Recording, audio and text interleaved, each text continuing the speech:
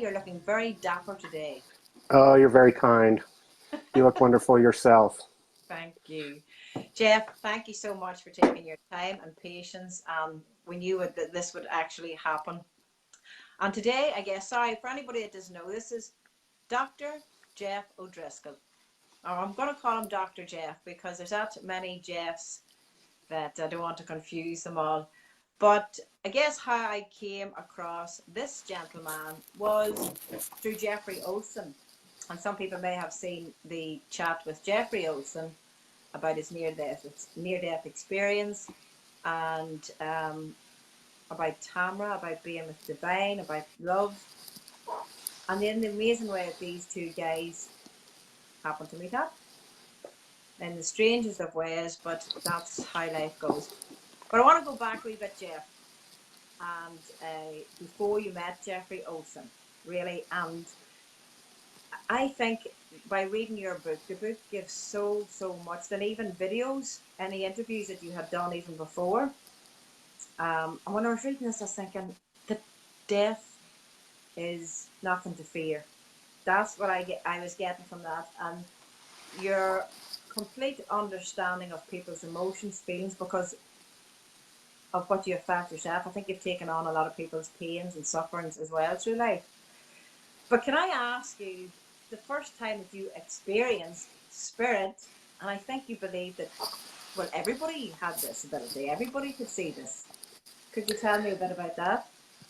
Yes, that's true. I didn't think I was having anything very special happening because I assumed it was happening to everybody else as well.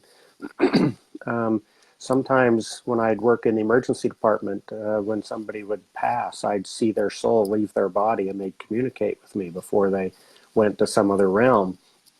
And I never talked about it for 20 to 25 years. And it's only when I started sharing my experiences that I realized that everybody else wasn't having the same kind of experiences.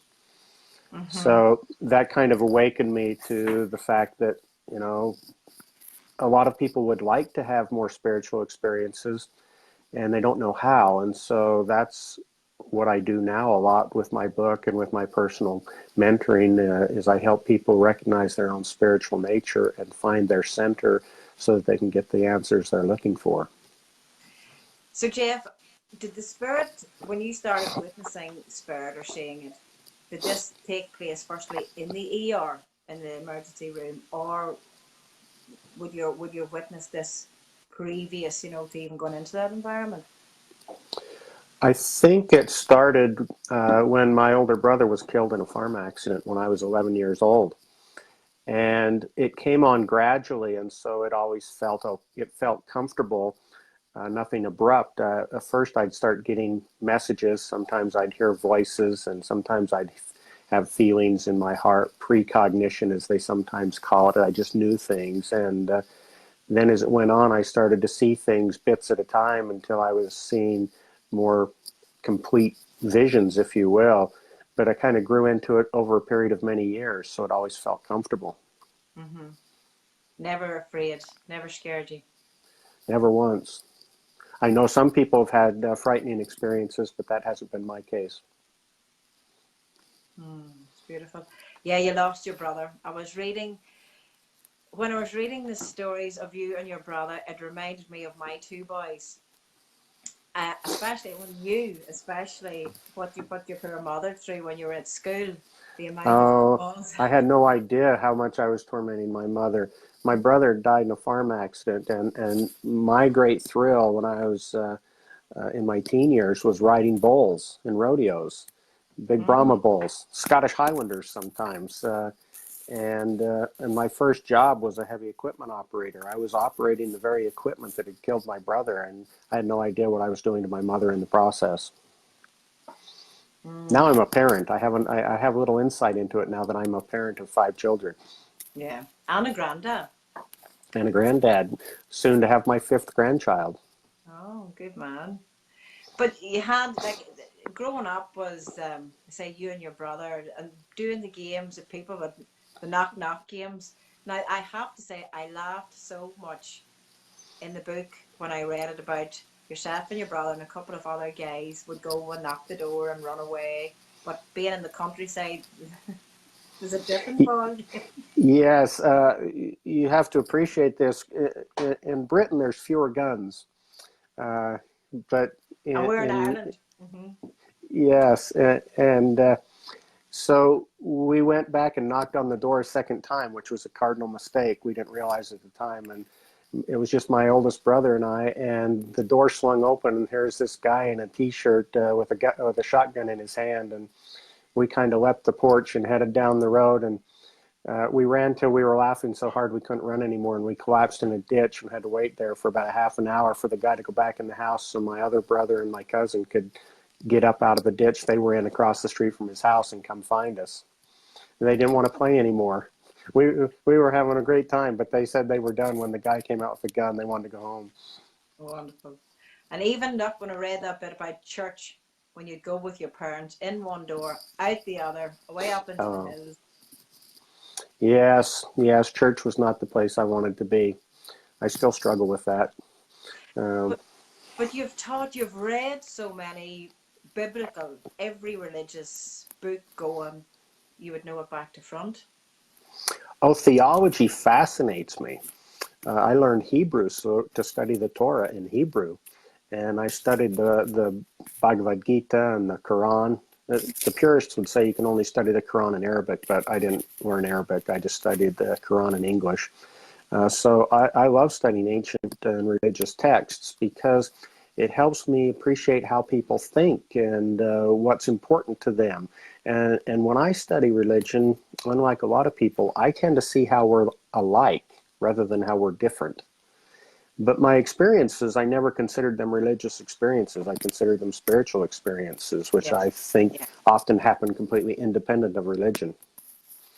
Yeah, absolutely. Well, that's my, because it's man-made thing too. So in all of your studies and all of that too, Jeff, it's did you discover then it was one divine presence, one energy, one source, the different names? Yes, one divine source that goes by a lot of different names depending on people's background and what they learn as a child growing up. And interestingly enough, I have a few friends who have a lot of spiritual experiences. And a couple of my friends have been told by these beings of light, as they call them, uh, you can use names if you want. We don't need names here, but you can. I'll give you a name you can call me if it makes you more comfortable. Mm, yeah, and it's strange that because a name can divide, just divides it up. But so tell me then, so these spiritual happenings was taking place in the ER. You had a beautiful story there of where you were at your desk one night and you felt that there was a lady where doctors were working on her to try and resuscitate her to bring her back, and you felt a calling, or she came to you in spirit to ask your permission to leave. Yeah, she came and asked me if she could leave. And I was at my computer, as you said, and I walked around the corner into the room where the physician and the team were trying to resuscitate her. They were literally doing chest compressions and giving her medications and trying to bring her back to life. And my first thought was, why are you asking me if you can leave? But I walked over and I laid my hand on her leg and touched her because touch is so important in spiritual things. And everybody else in the room kept doing what they were doing. And I silently communicated with her, and it seemed to come from some eternal place.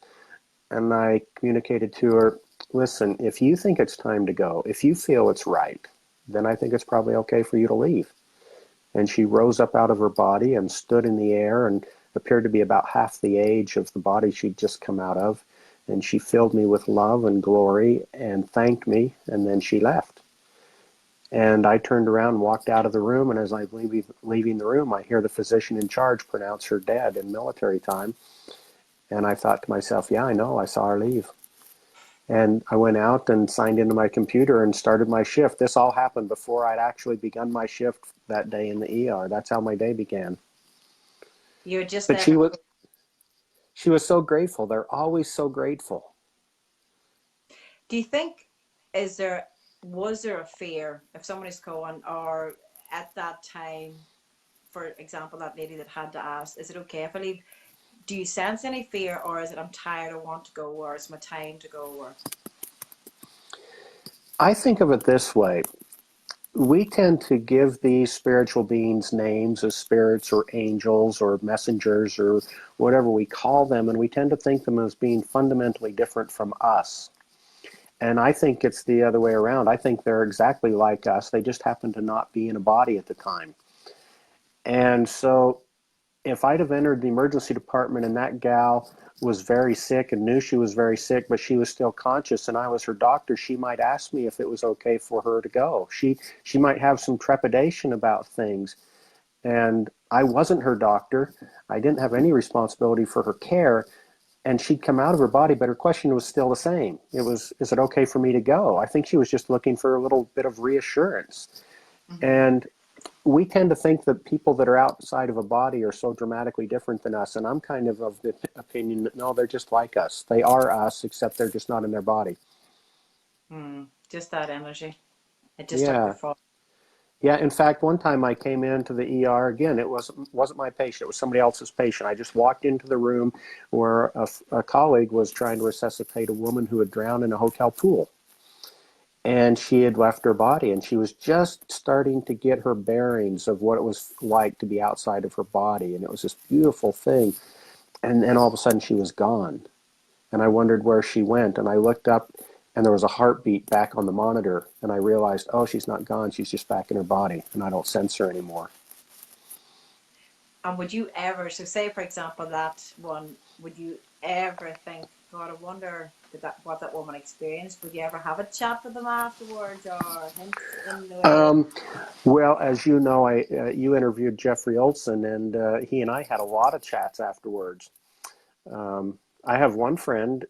She's a nurse, an emergency nurse in Pennsylvania, in the U.S., and they were resuscitating a man, doing chest compressions. He had a cardiac arrest, and she looked up and saw him standing in the corner of the room, observing it all from outside of his body. And she had a nice long chat with him when he was resuscitated and able to talk. They had a long chat. It's amazing, isn't it? So when you talk about in the book Beyond the Veil, when you describe what do you see as this veil, so for people that's reading, and I know a lot of people say beyond the veil, but to describe to us or what those words are or what they mean. The way I think of it is if we're in a big room and it's kind of gray, it's not dark. We can see what we're doing. We can get around and do things. It's just not bright. And think of that room as a representation of mortality. And on one side of the room is this barrier, this heavy drape or curtain or veil. And on the other side of that veil is this bright, glorious, beautiful light. And on the opposite side of the room, there's another veil or curtain just like it. And beyond that, the same eternal, glorious light. And every once in a while, somebody on one side of the room draws back the curtain and a soul enters. And every once in a while, on the other side of the room, somebody draws back the curtain and a soul leaves, as in birth and death. And if you're standing close enough to that curtain or that veil when it's drawn back, some of that profound light and glory spills onto you, and you get to experience it for a few moments. And if it stays open long enough, you get to peer inside. You might even see somebody you recognize on the other side of that veil. And then it closes, and you're back in this room that represents mortality. That's kind of how I think of the veil in some respects. But when you get right down to it, what I believe the veil is our mortal tabernacle, our flesh. It's the body we live in. It's the temple our spirit resides in. That in and of itself is the veil. And so when we enter into it, we see differently. We don't see as clearly as we used to. We don't hear the voice of the divine, whatever that is. We don't move about as freely as we used to. And when we leave this veil or this body at death, suddenly we can again move at the speed of thought, and we can communicate telepathically, and we can see eternity in the way we could before we came here. The Hmm. body's the veil. Yeah, it's beautiful. It sounds, and when I read the book, too, just the warmth of it. And I want to ask this question. So, say, for example, someone that's sick or someone that belongs, because I know people have lost a lot. someone that is in pain, someone that is in sorrow, someone that is in mourning, is there a reassurance? Could you say to them now, you will meet with your loved one again sometime? Do you believe that from what you have witnessed and seen yourself? Yes, I believe that. It's been 47 years since my brother died, and he still comes to visit me Mm. occasionally. He came to me less than a year ago, and he took me to this divine, beautiful place. Some people might call it heaven. And he gave me a life review, and he showed me through my life these profound defining moments where the trajectory of my life changed dramatically. And then he showed me that it was him that had intervened on those days. And then he gave me a message, and he said, go tell our parents not to be sad anymore. Tell them I'm okay, and I want them to smile when they talk about me. Mm. So it took me actually 2 or 3 months to work up the gumption to go have that chat with my parents, but it was a beautiful conversation. Oh, that's beautiful. But so Jeffrey Olson, whenever, funny, that's what I was thinking to myself when I heard how the two of you guys met up, that how all of those events had to take place in order for yourself and Jeffrey to go out and spread this beautiful message and to give people hope, to heal their hearts, that all of those things were in divine order. And for They anyone, were in divine order, yeah, yes. And yeah, for your listeners that don't know the story, Jeff Olson and I had never met. He was involved in a serious car crash hundreds of miles away from my hospital.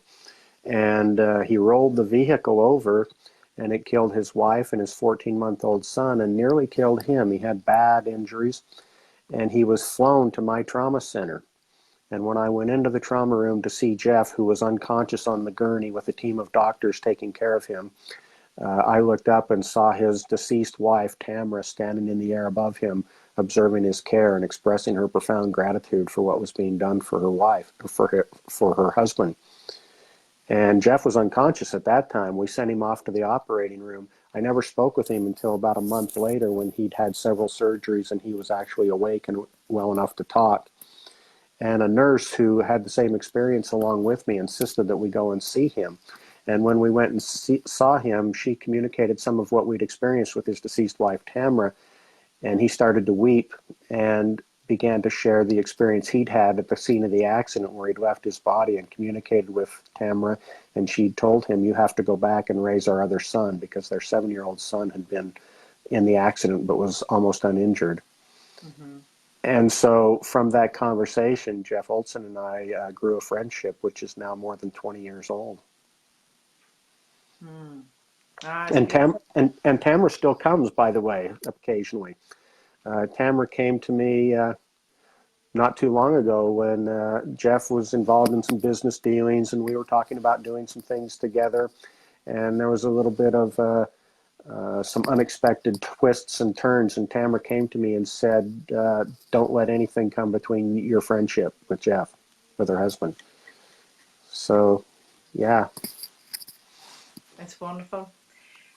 And I believe that what you bring with your stories, it brings so much, has to bring comfort and healing to people. And regardless of what your beliefs are, whether you believe that that's it, once you die, that's it, that to hear these stories, not alone did Jeffrey Olson, yes, he had his near death experience, but people could write that off and say, oh, the man was drugged up, he was out of it, he was Delali.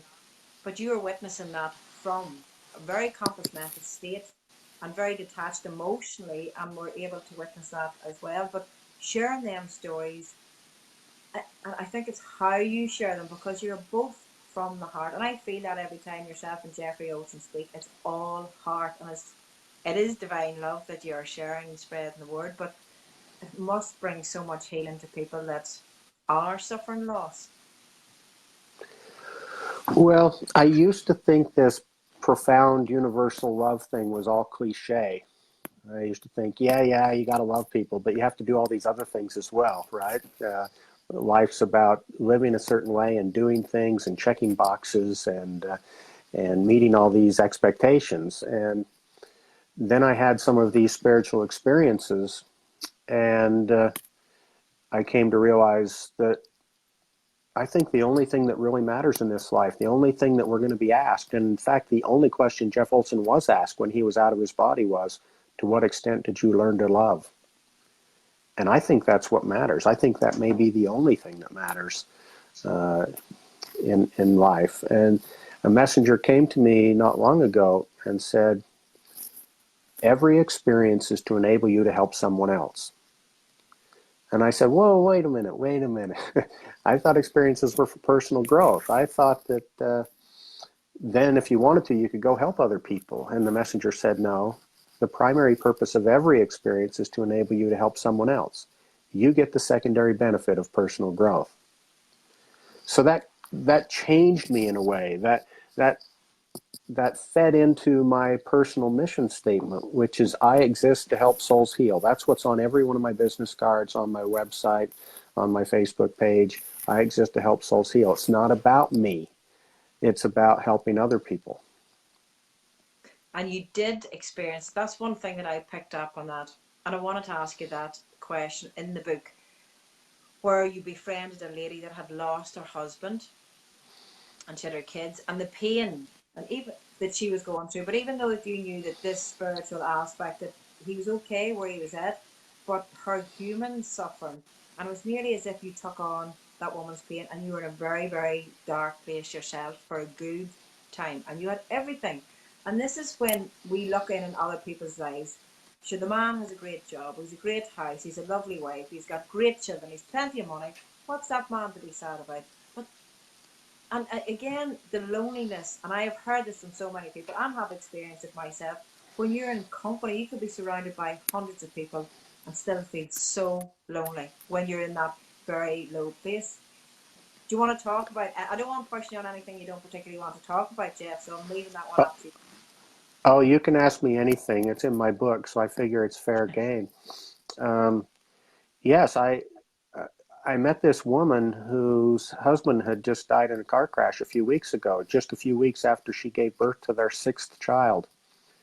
And her children were about the same ages as my children, including her newborn, who was just within weeks of the same age as my youngest. And I had this profound sense of wanting to help her somehow. I recognized this deep, horrible sorrow that she was feeling, and I wanted to help her with it somehow. She didn't need finances. She had family and friends, so she had those usual support things, but she just had this overwhelming grief. And one day I was driving home in the middle of the night from the emergency department, and that spirit that speaks to your soul asked me, I call her Rebecca in the book. This voice spoke to me and said, is Rebecca's family less important in my eyes than yours? And I thought, well, no, of course not. And the voice said, then why should they be in yours? And initially I thought, wait a minute, I have to put my wife and my children, that has to be my first priority. But at the moment I'm offering myself these rationalizations, I had this download that the voice that was speaking to me loved all souls equally and that I should too. And I said, can I take some of her spiritual burden and carry it for a while? And the answer was yes.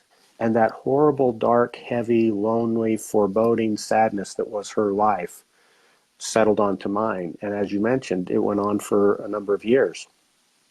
And it was so horrible. One day I was going about my work in my house, and there was this heavy, horrible, dark sadness, so much so I had to sit down because I thought I was going to fall.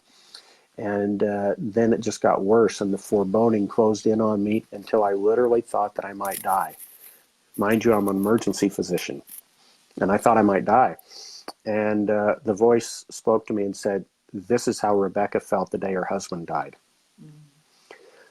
So I'm not a woman, and I haven't lost a spouse to death, but I had an experience where I was told this is what it felt like.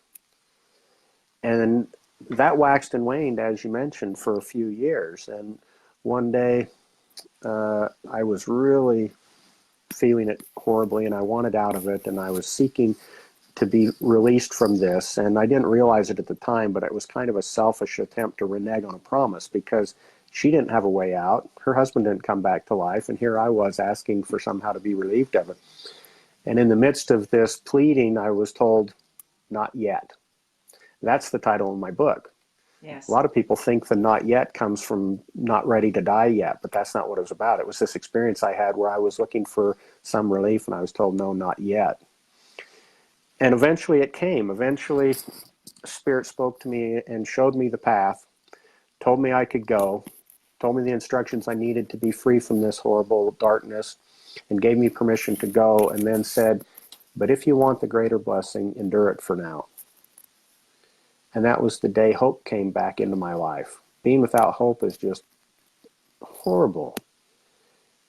But I got hope back that day because I realized, oh, there's purpose in this path. And somebody that loves me more than I love myself has my best interest in heart and is leading me on this path to teach me something. And as I started to come out of that horrible place was when I met Jeff Olson. And a few months into our relationship, he shared with me some of the experiences he had outside of his body and the struggle he was having to fit them in his belief system and how to make sense of these things. And after our first real conversation, I came home and I wrote in my journal that night that for the first time, mind you, this was the first time that I was grateful for that horrible experience in the darkness because I knew the answers to Jeff's questions and I knew how to help him. See, that's the purpose of it. It's about empathy. It's about teaching us how other people feel so we can share with them and help to bear their burden with them and become one with them. Because when we become one, when we have perfect empathy, all the judgment goes away and we just accept people for who they are. Well, when I read that, I was thinking how much that everybody wants to help someone. We always really want to help. But who would be brave enough to stand up and say, Spirit, let me take on their burden, let me have their pain. And, Well, that's naivete gets you a long way down the path sometimes, right? I had no idea what I was asking. If I'd have known how bad it was going to be, I don't think I'd have had the courage to ask. So yeah, I'm grateful for naivete. It yeah, helps us get along the path, into a lot of things. yeah. Oh, beautiful. There's so many stories. Like I want to just say that this is Jeffrey's book. There we go. Not yet. But books tell, like we only have a short time here on talking. The books tell so much. There's beautiful stories, even what your father, simple things, about when you had to write everything down. And I think that's a great tip. All these things, what was in the book, and just so many just wonderful stories of everything. And even you didn't want to get talking, or the nurse had to drag you along to see Jeffrey Olsen. It's like, come on in. Yeah, yeah. I said, no way, I'm not going. She said, we have to go. I said, no, I don't. You go if you want to. I don't have to do anything. I wasn't into sharing my spiritual experiences with total strangers, but she was persistent and she prevailed. You do have a detachment, as you say, disorder, or when people, as you believe, probably from your brother passed away, when people get close, that's Yeah, how are you with that now? I'm a lot better. I didn't realize that I had an issue for 30 years. Um, 20 years after my brother died, he came to me and he said, you need to go talk with our mother because there's things she's never told you about my death, which is an interesting kind of a message. So I went and visited with my mother, and she told me that day that she always knew where I was in the house before Stan died because she could hear me singing. And after Stan died, she said I stopped singing. See, I thought I'd gotten through it all unscathed, no big consequence, but apparently it had some deep psychic wound. And it wasn't long after that, one day I was thinking about a friend of mine and her beautiful new home, and I was thinking I'd like to have a house like that. And then I stopped myself and I said, no, no, no. I don't want anything in my life that I care enough about that it'll hurt me if it's gone, people or things. And I pushed back from my computer and out loud, I said, whoa, that's not normal.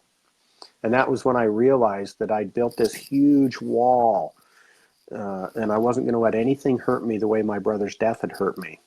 And the consequence I didn't realize was that when you build a wall like that, you can't love Mm. and you can't be loved. You can't accept love because the wall's there.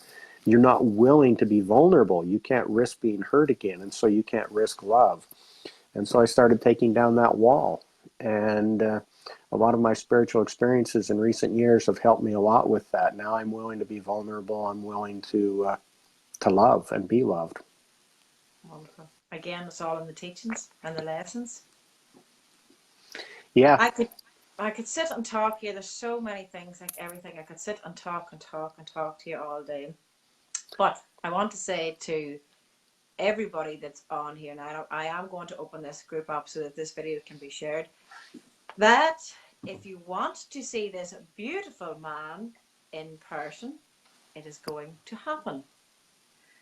We're getting himself and Jeffrey Olson over from America to this Green Isle, the Emerald Isle, in March of next year.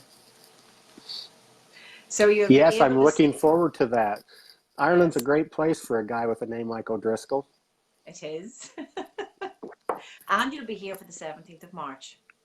How Yes, St. perfect. Patty's Day. Yes. Because, as I say, whenever I first met Jeffrey Olson, that's how I got to know about yourself. And I was like, two men, two Jeffs coming to Ireland. It's been absolutely a dream of mine to make this all possible. So I am super excited that it's all going to happen. It's going to flow, because I believe your messages are so strong and so powerful and so loving that it needs to be shared. And I think to meet people in person and to experience that energy in our room itself is all part and parcel of it all.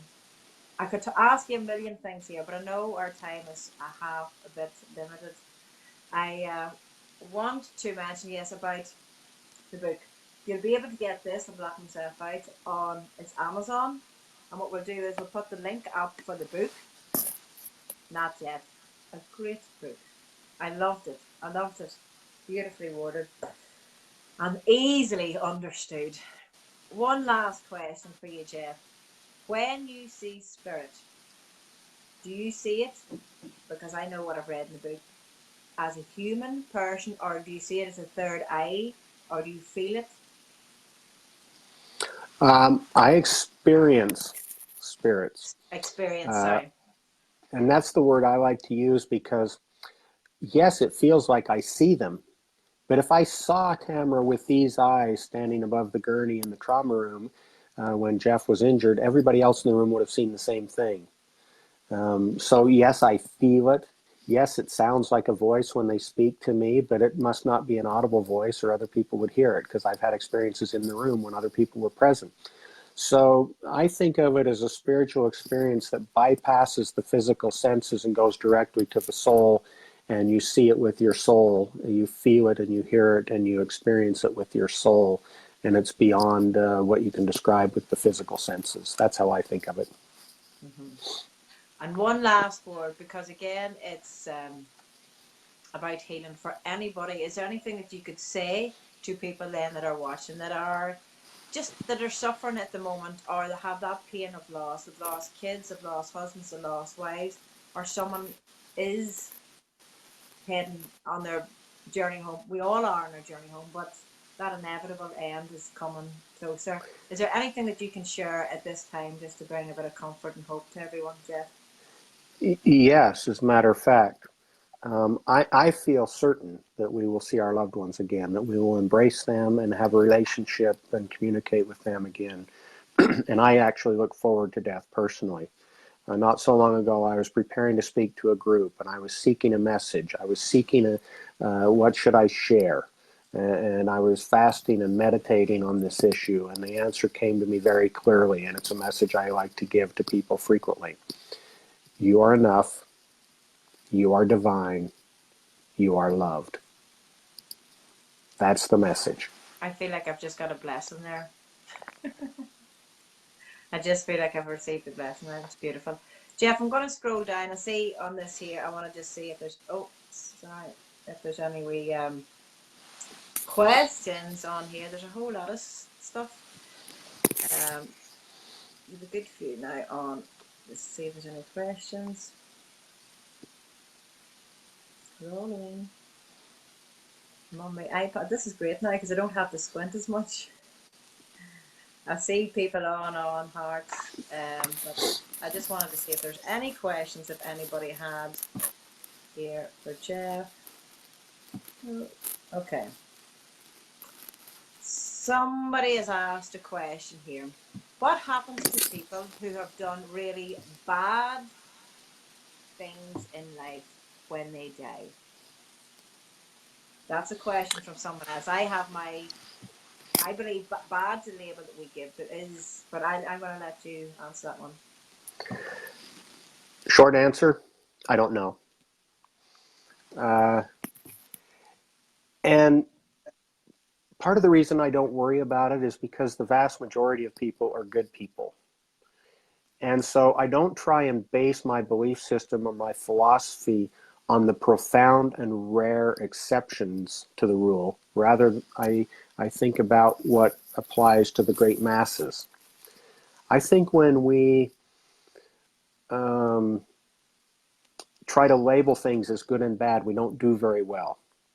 For example, I know a lot of divorced women who had very horrible divorces, very miserable experiences, and every one of them, without exception, has told me they'd do it all again for the blessing of the children they received in the process. So was the marriage bad or was it good? And I'm not prepared to label things that way. I think we label them wrong most of the time.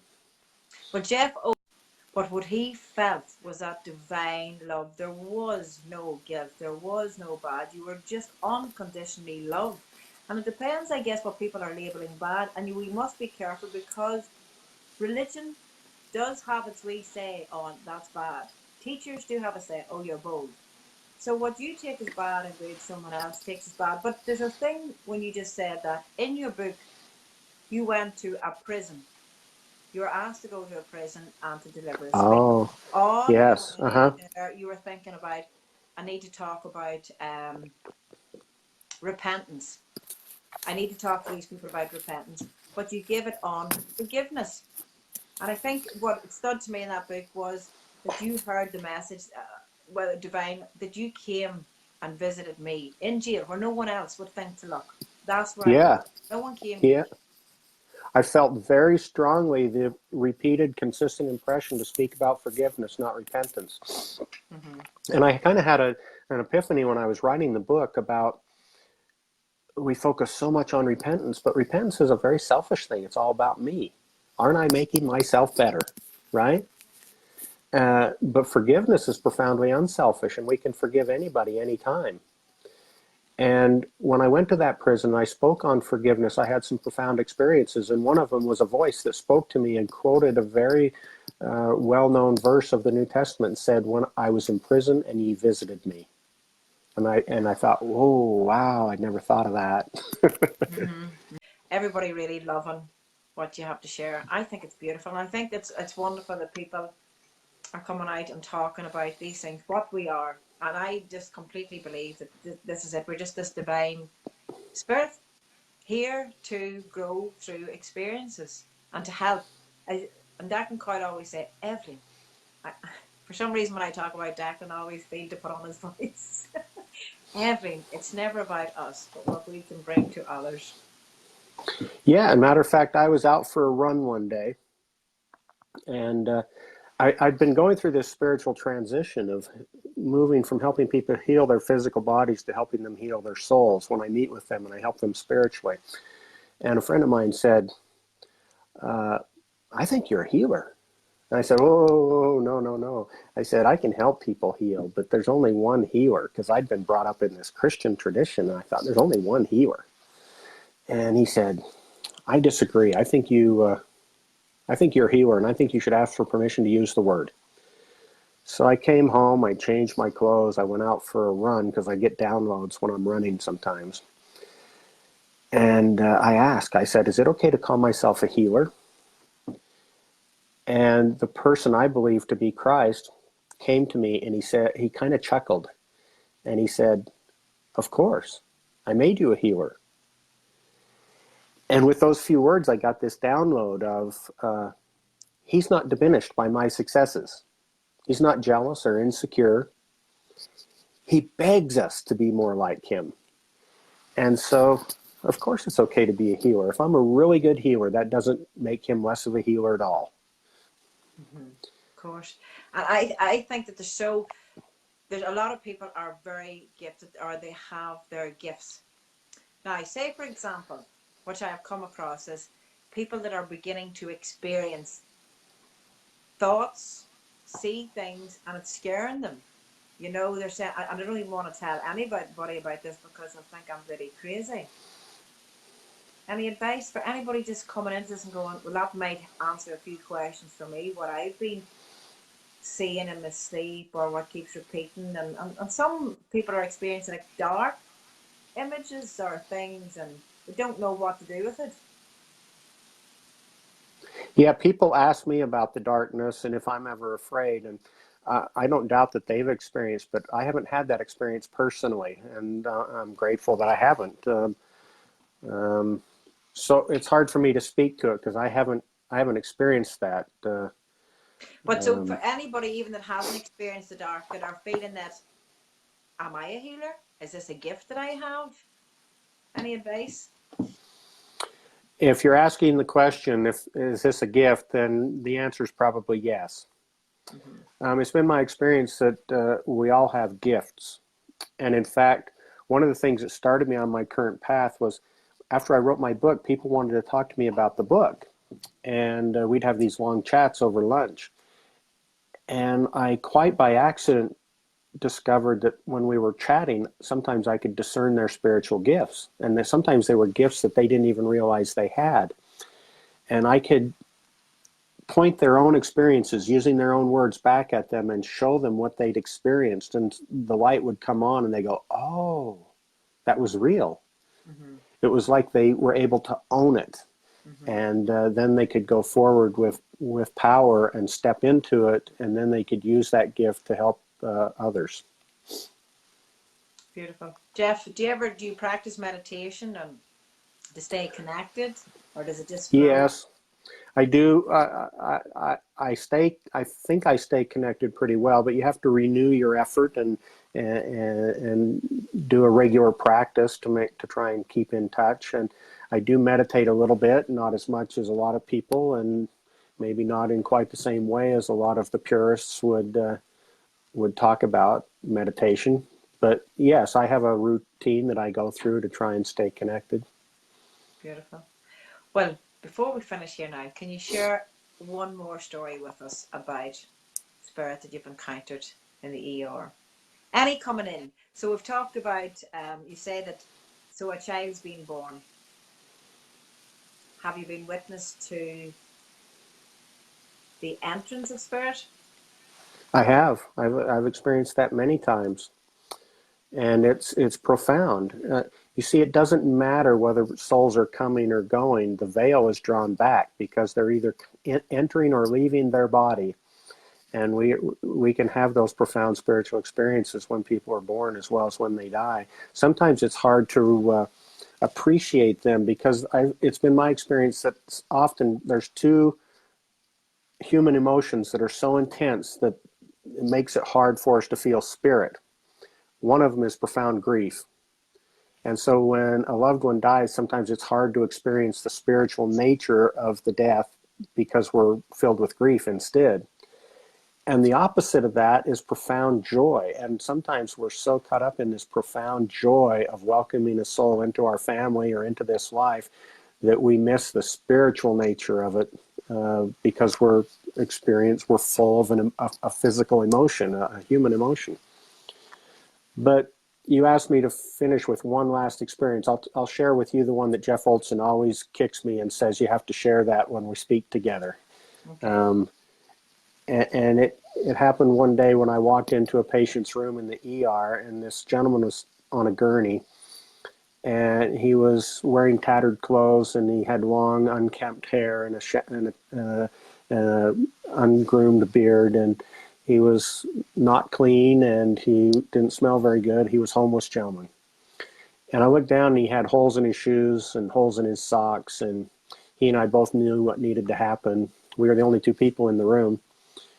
And I filled a wash basin with warm water and squirted some soap in it. And I sat down at the foot of his gurney and I took off his shoes and the last threads of his socks. And I lowered his feet into the water and I began to wash his feet with a washcloth. And when I looked up, I saw who he was. You could say that the veil was drawn back and I saw his soul. I saw his divinity. And I was in the presence of God. And I got a little twinge of empathy that day when I walked home that night across a wet, cold parking lot in my socks because I'd given him my shoes. And I've wondered many times since, who was ministering to who that day? Who was blessing who? You know, because I had a home to go to, and I had a dozen more pairs of shoes in my closet, and this man gave me such a profound gift that it helps me realize who everybody is, including myself, the divine nature of all of us, and it was a profound experience. It's a beautiful story. It's a lovely story. It's in the book there too. You got my eyes all wet listening to you there. I could feel that. So, guys, I am going to wrap up our talk. But before we finish, as I said a while ago, if anybody didn't know, we are going to have Mr. Dr. Jeffrey O'Driscoll and Jeffrey Olson. They are coming to, there used to be a program, a film, coming to America. This one is coming to Ireland in March 2020. We have the venue, we have the date, we have the magnificent presence of these wonderful gentlemen, and we would dearly love people's presence. I would love to meet in with the men. We're going to put the link up below of Jeff's book. I feel all weak. I feel all now. This is how I'm feeling now. Whatever. Yeah. So, and I know when you were telling that story about the baby, because I know of a midwife on here. She's a retired midwife, and I often said whenever she takes the baby, when she would have been the first person to hold this, so that to just be the first person after Spirit has just came in, it's a wonderful thing as well. Oh, Jeff, we just want to yeah. see if there's anything here. Just any questions? No questions, but people loving, and roll on March. They're saying. You know, Evelyn, as you're scrolling through looking at the questions, let me add, I think birth and death are essentially the same thing. And we view them very differently because in mortality, we only view half of each one. We see birth as this wonderful, glorious time of rejoicing, and we don't see the funeral that's being held on the other side of the veil, where loved ones are gathering and weeping and supporting one another and saying, it's okay, you'll see them again.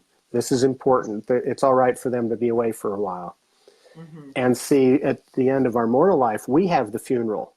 And we're sad and we're comforting one another and we're saying, you'll see them again. It's going to be okay. It's important where they're going. And on the other side of the veil, the people are rejoicing and welcoming them home, just the way we welcome a new soul into this life. I think birth and death are very much the same thing. Mm-hmm. Oh, beautiful. Yeah. Yeah, that's it. I think it's just the fear of the unknown and our detachment from what we have become used to, physically the presence of something. But I do believe that absolutely that they're always with us. And when you can step, and people that it may not, as we say, because it doesn't come naturally to us all, to have that conversation with Spirit, just to ask for your sign. Are you here with me today? Can just show me something, and something will appear. Something does, because they're always with you. And that journey is just a journey home. We're on this wonderful journey home. And I hear that often, we're heading home. And I say, I know. But I keep going, not yet. Not yet. Yeah. Just give me a wee bit more time, because I want to get these men over to Ireland first. And Justin McGurk, may I add, Justin McGurk is helping make this all possible too, to get these wonderful men over. Jeffrey, I want to say a huge thank you so much for your time. I am going to open up this group so that we're able to put this video out and share it. Yeah, and if you make it shareable, maybe I can share it on my page as well. Okay, that's perfect. Thank you so much for your time. And we'll put the Alrighty. link up below for anybody that wants to get Jeff's beautiful book. And yeah, that's perfect. I do feel all a bit dizzy here now. I have that effect on women. Weak in the presence of beauty. It's so Thank good you to so talk with much. you. Thank you for your time. Everybody, thank you so much for your patience and being with us here today. God bless, Jeff. All the best. Bye-bye.